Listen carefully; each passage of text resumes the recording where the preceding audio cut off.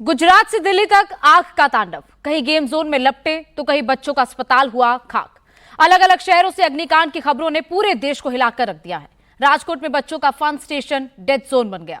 भीषण अग्निकांड में 12 बच्चों समेत 27 लोगों की मौत हो गई, तो वहीं दिल्ली के बेबी केयर सेंटर में अग्निकांड से 6 नवजातों की जान चली गई। दिल्ली के कृष्णानगर में बिल्डिंग की पार्किंग में शॉर्ट सर्किट के चलते आग लग गई, जिसमें 3 लोगों की मौत हो गई। राजकोट को गेमिंग जोन हाउस में भीषण अग्निकांड से मौत का तांडव मचा। टीआरपी गेम जोन में लगी आग की लपटों में 27 लोग जिंदा जल गए हैं। इसमें 12 बच्चे भी शामिल हैं। छुट्टी के दिन डिस्काउंट स्कीम ने राजकोट में मौत का मातम पसार दिया। इस दर्दनाक हादसे में अब तक 32 फैमिली ने अपनों के मिसिंग का क्लेम किया है, जिसमें 27 डेड बॉडी की पुष्टि की गई है। हादसे में डेड बॉडी इस कदर झुलस गई हैं क्योंकि पहचान करना तक मुश्किल हो गया है। 25 डीएनए सैंपल गांधीनगर भेजे गए हैं। चश्मदीदों के मुताबिक 30 सेकंड के अंदर आग ने विकराल रूप धारण कर लिया। पहले फ्लोर पर लगी आग के बाद दूसरे और तीसरे फ्लोर पर लोग फंस गए। एंट्री और एग्जिट के लिए सिर्फ एक ही गेट था, कोई इमरजेंसी गेट तक नहीं था। 3 साल से ये गेम जोन बिना किसी सरकारी परमिशन के चल रहा था। हैरानी की बात यह है कि 4 दिन पहले 21 मई को यहां शॉर्ट सर्किट का मामला सामने आया था। दमकल विभाग की टीम मौके पर पहुंची थी। जल्द से जल्द एनओसी लेने और रूल फॉलो करने के निर्देश दिए गए और ठीक 4 दिन बाद पूरे गेम जोन डेथ जोन में तब्दील हो गया। शाम करीब 4:30 बजे की यह घटना है। ग्राउंड फ्लोर पर आग लगी। उस दौरान बच्चे अंदर खेल रहे थे। डिस्काउंट स्कीम के चलते भीड़ की जुटने की बात सामने आ रही है। ऐसे में जब नीचे आग लगी तो ऊपर की 2 मंजिलों पर कई जिंदगियां फंस गई। जब तक कुछ राहत मदद हो पाती, 30 सेकंड के अंदर ही आग ने विकराल रूप धारण कर लिया। करीब 25 लोगों को रेस्क्यू कर बचाया गया, लेकिन 27 लोग मौत के मुंह में समा गए। राजकोट अग्निकांड से दिल दहला देने वाली खबर सामने आ रही है। एक ही परिवार के 7 लोग भीषण आग की चपेट में आ गए। 2 लोग अस्पताल में भर्ती हैं, लेकिन 5 लोगों का कोई अता पता नहीं। जांच के लिए प्रशासन ने परिवार के सदस्यों का डीएनए सैंपल लिया।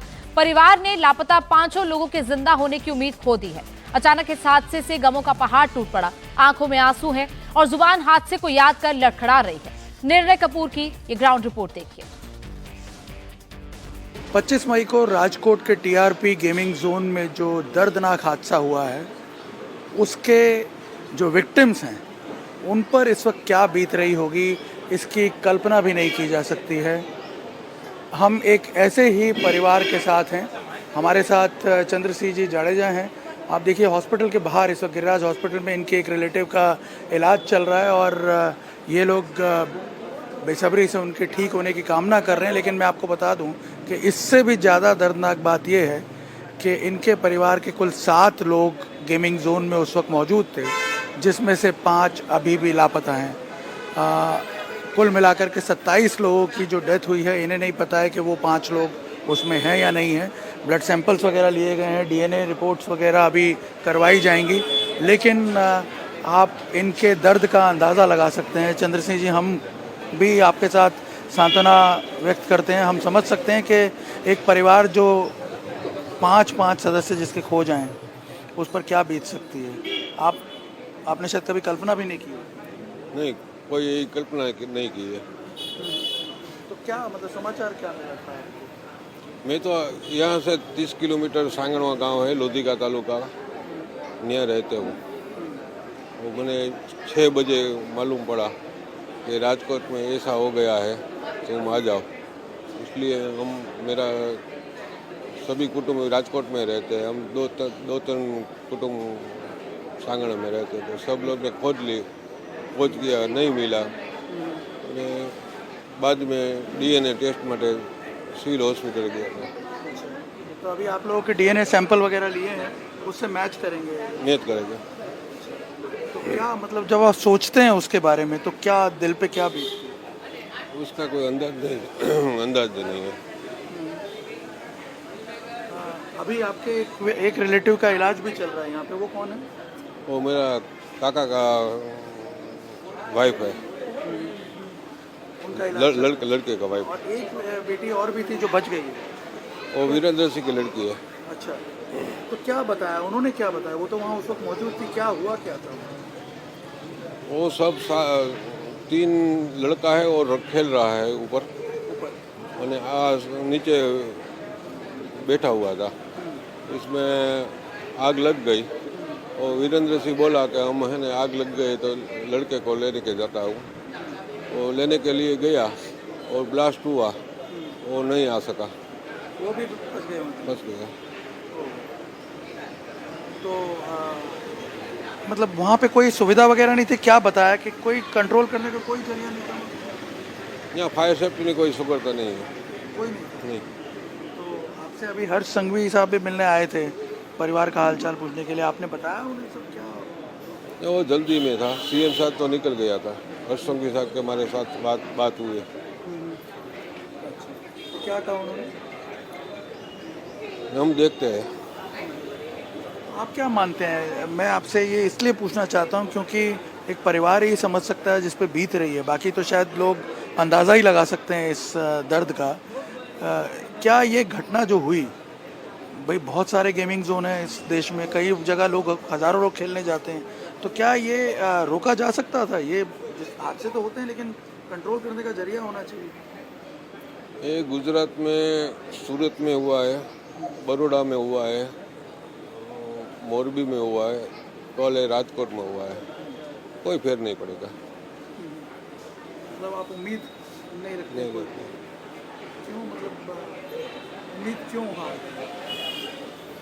वो 2 करोड़ की जमीन पर बना गेमिंग जोन लाक्षागृह में तब्दील हो गया। उसकी असल वजह वेल्डिंग का काम बताया जा रहा है। वेल्डिंग से भड़की चिंगारी ने पूरे कैंपस को जलाकर राख कर दिया। हैरानी की बात यह है कि इस गेम जोन के अंदर एंट्री और एग्जिट के लिए सिर्फ एक ही दरवाजा था। यहां पर कई जगह पर रिपेयरिंग का यानी रेनोवेशन का काम चल रहा था और जगह जगह फैले हुए थे प्लाईवुड के टुकड़े और लकड़ियां। इसके अलावा भारी मात्रा में वहां पर डीजल और पेट्रोल का भंडार था और इसके साथ साथ एंट्री और एग्जिट के लिए 7 फीट का एक ही रास्ता था। 30 सेकंड में पूरे का पूरा एरिया में आग फैल गई और पूरा गेमिंग जोन राख में तब्दील हो गया। इसके अलावा लोगों को बाहर निकलने का मौका तक नहीं मिला क्योंकि 30 सेकंड में यह आग पूरी तरह फैल गई, जिसके चलते गेमिंग जोन में जो लोग फंसे हुए थे, खासतौर पर ग्राउंड फ्लोर पर पहली और दूसरी मंजिल पर, वो लोग आग की चपेट में आ गए और उसकी वजह रही ये सारी वजह जिसके कारण लकड़ी के टुकड़े जो फैले हुए थे, इसके अलावा जो डीजल और पेट्रोल का भंडार था उसकी वजह से। तो ये वजह है गेमिंग जोन कैसे लाक्षागृह में तब्दील हो गया। उसकी वजह जो सामने आ रही है वो ये है कि कई जगह पर दरअसल रेनोवेशन का काम चल रहा था। रेनोवेशन के काम के चलते वहां पर लकड़ी और प्लाईवुड के टुकड़े पड़े थे, जिसके कारण जब आग फैली तो इन टुकड़ों को आग लगी और उसके कारण आग और ज्यादा आग ने भीषण रूप ले लिया। दरअसल राजकोट अग्निकांड के बाद से गुजरात सरकार एक्शन मोड में आ गई है। थोड़ी देर पहले सीएम भूपेंद्र पटेल घटनास्थल पर पहुंचे थे। गृह मंत्री कल रात से ही यहां पर पहुंच गए हैं। सीनियर अफसरों के से हादसे की पूरी डिटेल ली जा रही है। घायलों का हाल जानने राजकोट के एम्स अस्पताल पहुंचे थे और उनसे बात कर पूरी घटना की जानकारी ली गई। टीआरपी गेम जोन के मालिक और मैनेजर को गिरफ्तार कर लिया गया है। अवैध तरीके से चल रहे सभी गेम जोन को बंद करने के निर्देश भी दे दिए गए हैं। इन्वेस्टिगेशन के लिए तत्काल एसआईटी का गठन किया गया है और एफएसएल की टीम भी जांच कर रही है। वहीं राजकोट में टीआरपी गेम जोन में लगी आग से 27 मौत की पुष्टि अब तक हो चुकी है।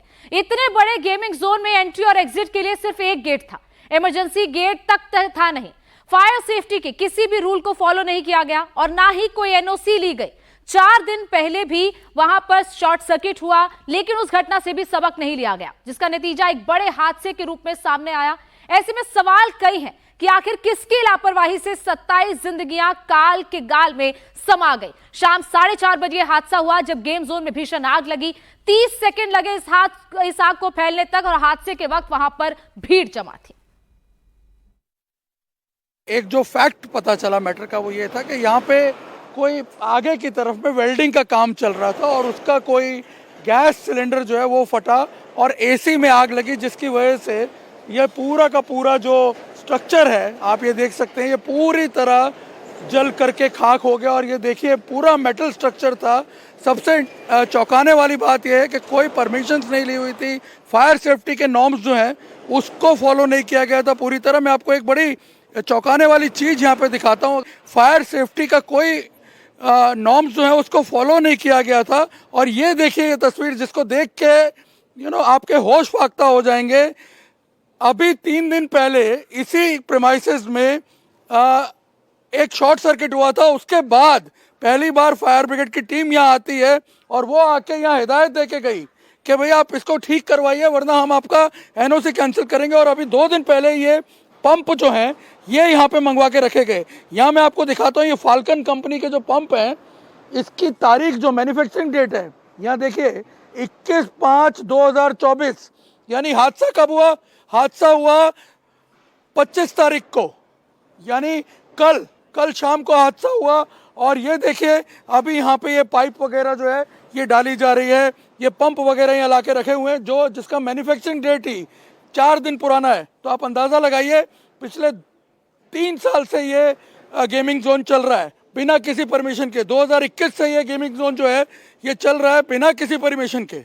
और कुछ हमें ये पता चला है कि जो छोटे अधिकारी हैं उनसे मिलीभगत करके बहुत सारे नियम जो हैं उसका उल्लंघन किया गया।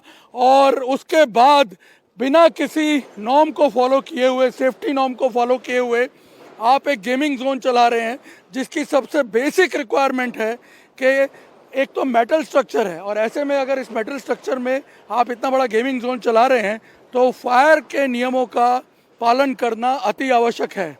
वो बेसिक जो सेफ्टी फीचर्स हैं वो भी यहाँ पे नहीं लिए गए। और उसका परिणाम आप देख सकते हैं कि कुछ ही मिनटों में ये जो पूरा स्ट्रक्चर है ये धू करके जल उठा।